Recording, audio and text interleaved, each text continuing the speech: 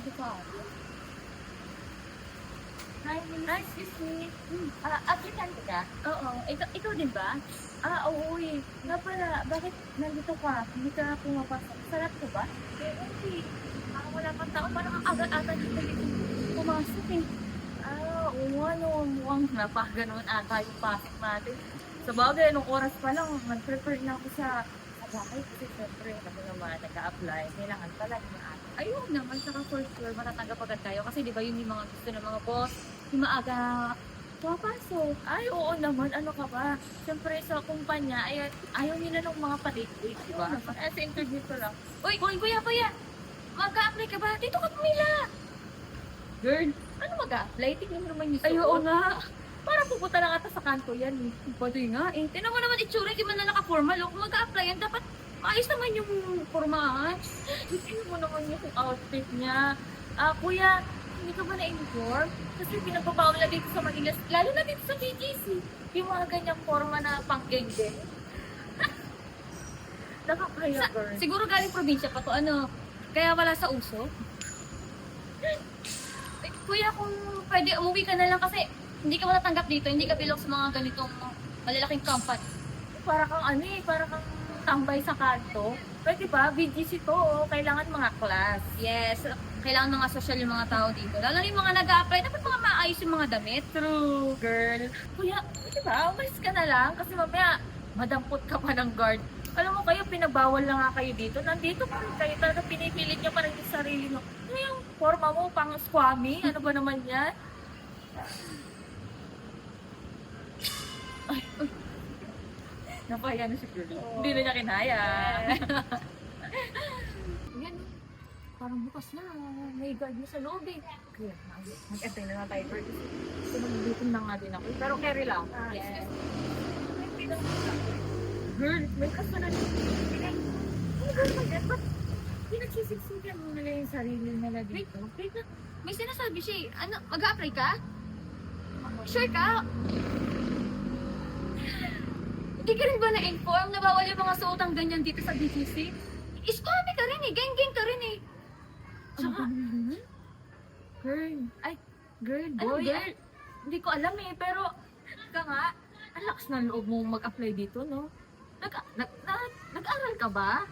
Kasi hindi ka pa na-inform, di ba? Balita na yung bawal na yung mga ganyang outfitan. Tapos mag-apply ka pa sa magandang kumpanya. Eh, paano ka na makakapasa eh? Simpleng pananamit na lang, di ba? Hindi mo pa magawa, di ba? Sa tingin mo ba matatanggap ka sa ganyang formahan mo? Hindi. Kaya kung gusto mo, umuwi ka na lang. Wala kang mapapala dito. Hindi naman ako pupunta dito kung hindi ako tinawag for interview, di ba?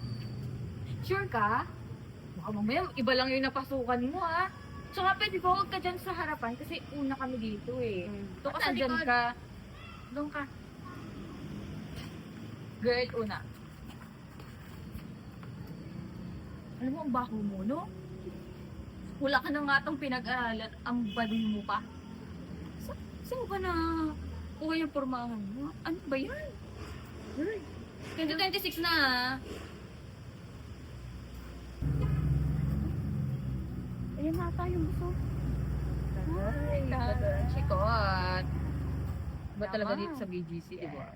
Ang yaman ng tao. Pwera na lang din sa isa. Yes, of course. Siya. Good morning, ma'am. Oh, good morning. Kayo ba yung mga pinatawag for interview? Yes, ma'am. Kami pong dalawa. Ewan ko lang po dun sa isa. Mukhang tatambay po ata dito eh. Ikaw din? Mag-apply ka rin? Yes po, ma'am. Pinatawag po ako dito for interview. Siguro, siyempre. Oo. Diyan. Isa naman. Okay. Mabuti pa. Sunod na kayo sa loob para mag-umpisa na natin. Doon na lang kayo mag-umpisa sa meeting. Sige po, ma'am. Thank you po. Ano? Pwede ba? Huwag ka masyadong madikit sa amin. Mabaho pa eh. Ay, lang tagal, no? Kaya nga. Girl, tingnan mo, oh. Oh, ayan na naman. Trending na naman yung mga geng-geng sa BGC. Ano ba yan? Di ba sila naihiya? Kasi sa totoo lang, ako na talaga yung naihiya sa kanila eh. Nagkalat ba naman? Ano ba yan? Alam mo, parang kahit saan ka tumingin, parang delikado na eh. Kasi puro mga Parang mga squammy na yung tao dito sa BGC. Saka tinan mo nga, oh. Nasa loob nga tayo ng office, pero naka-sunglass, oh. Mainit ba dito? Trick ba yung araw? Girl, nakasombrelo pa, di ba? Sa tingin mo ba, matatanggap yan? For sure, hindi, di ba? Kaya Malamang. naman itsura, di ba? Paano tatanggapin yan dito? Hindi naman qualified yung mga Nakakahiya. ganyan. Totoo. Ay, Hi, ma'am! Hello? Okay, ready na tayo for interview? Yes po. Yes. Mauna si Miss Dimple. Yes po. Ha? So it's you. Ma'am, teka lang. Ma'am, bakit siya? Eh, kanina pa kami nandito, di ba? Totoo, ma'am. Sarado pang hatong office nyo. Nandito na kami. Kanina pa kami naghihintay. Ganun ba? Actually, mauna siya kasi ibang position yung ina-apply niya. Mas mataas na position sa ina-apply niya. Okay, Miss Dimple, can I have your resume? Ma'am, wait lang.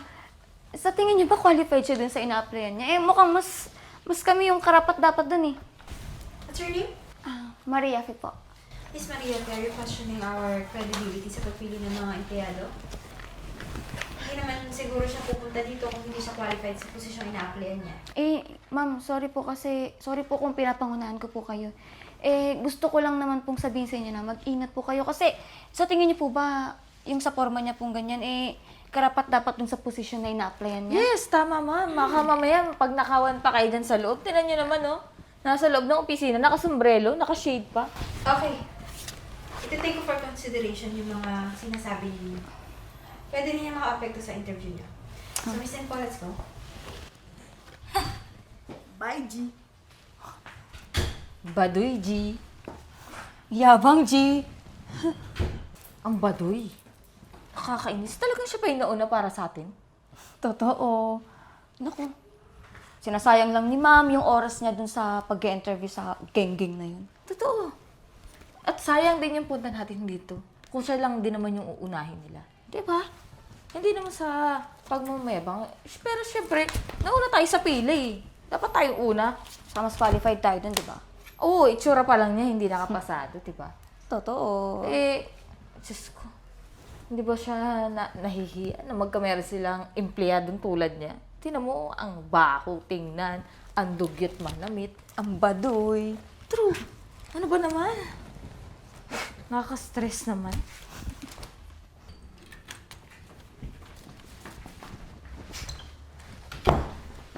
Naku girl, napakaganda ng interview sa atin. Lahat Siyempre. na sagot natin, di ba? Ang dali-dali na pala ng interview. True. Akala ko naman hirap-hirap eh. Ito kayang isa, sa tingin mo. Pasado kaya yan. Sa tingin ko hindi. Baka mamaya hindi niya na kaya yung interview, di ba? Tsaka baka hindi maalam mag-English yan. Look girl, lahat ng tanong sa atin, nasagot natin right. Totoo. Ay, yan kayang geng-geng na yan. Baduy, di ba? Naku, wala tang naisagot yan eh. Ewan ko na lang. Tsaka girl, siguro nag-aral yan sa Kanto University. So funny. Hi, ma'am. Hello, ladies. May gusto lang ako i-announce. For the position na ina-applyan mo, Miss Dimple, congratulations. You're hired. Thank you po, ma'am. Ano, And- ma'am? Yes, why? May problema ba tayo? Kaming dalawa, ma'am. Para sa inyong dalawa, hindi kasi ako magde-decide eh. Si boss, kaya nga pinapapasok na kayo sa loob. Pero Miss Dimple, you're hired, so congratulations. Pwede ka na umuwi at makakabalik ka tomorrow for your first day. Ma'am, excuse me lang po ah. Bakit si Dimple kung pwede naman kaming dalawa yung matanggap? As I said earlier, ibang posisyon yung na-applyan niya. And qualified siya sa posisyon compared sa mga credentials niyo. Ma'am, question lang po. Pero, bakit nung in-interview niyo siya, natanggap niyo na? Samantalang kami, in-interview niyo, tapos hindi mo kami tatanggapin. Parang ang unfair naman natin, ma'am. Why is that unfair? Bakit? Bakit niyo ba hinuhusgahan si Miss Dimple? Sa tingin niyo, hindi siya makakapasa sa interview ko? In what way? Girl, ay ma'am, sorry pero tingnan niyo naman po yung itsura niyan. Katanggap-tanggap ba yan? Maybe that's exactly the reason kung bakit may pangalawa pa kayong interview. Kung gaano kayo kabilis mag-judge. So, pasok na kayo sa loob kasi naghintay na si boss. Kayong dalawa lang. Miss Dimple, you may go home. See you tomorrow. Chamba niya lang yun.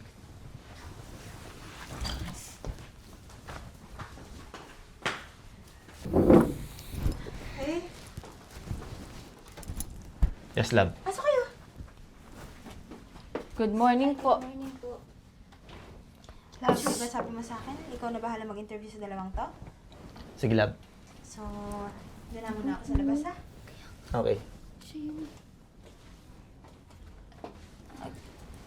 Ay, sir, sabi po kasi nung misis niyo po, may second interview daw po kami.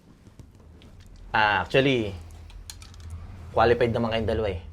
Based sa resume nyo. Kaya lang, mas importante sa amin yung good manners. Sir, yung nangyari po kanina, pasensya na po. Sir, kasi may mga geng-geng po kasi na nangharang sa amin dati. Di ba may naka-experience ka ng ganun? Oo, sir, tsaka ang alam po kasi namin, bawal na dito sa BGC yung mga geng-geng na mga pormahan eh. Eh, hindi naman po namin alam na kayo po Na pala geng-geng ako. Hindi kasi namin alam, sir, na geng-geng pala yung boss, kaya pala tinanggap niyo yung isa namin kasabayan eh. O sige, palampasin natin yung ginawa niyo sa akin kanina. Yung pamabastos niyo sa akin. Pero yung kasabay niyo sa interview, may CCTV dito. Eh, sir, pasensya na po kasi naging totoo lang naman po kami sa sinasabi namin eh. Ang baho po kasi ng porma nung... So you mean, mabaho rin yung forma ko? Ganun ba yun? Hindi sir, siyempre magkaiba po kayo. Eh, yun kasi, hindi naman kayo magka-level eh. Hindi niyo ba kilala yung nag-apply? Ha? Eh, hindi po. Mataas ang pinag-aralan nun. Graduate siya sa mataas na paralan. Tapos dahil lang sa suot niya, husgahan niyo. Pasensya na kayo, sir. Hindi na po mauulit, promise po. So, paano ko kayo tatanggapin? Paano pag may client tayo na ganito rin pumorma? Huhusgahan niyo rin? Sige. Maganda nga yung mga kasuotan niyo. Pero yung ugali niyo bulok. Eh, sir, pagpasensyahan niyo na po kami pinagsisisihan naman namin na yun, sir. Tsaka hindi na po namin uulitin, sir. Pangako po. Pasensya na kayo ha. Pero hindi ko kayo matatanggap. Sana sa susunod, pag nag-apply kayo, maayos na yung mga ugali niyo. Makakalis na kayo. Sir, Hindi ka na, baduy naman dito. Tara na.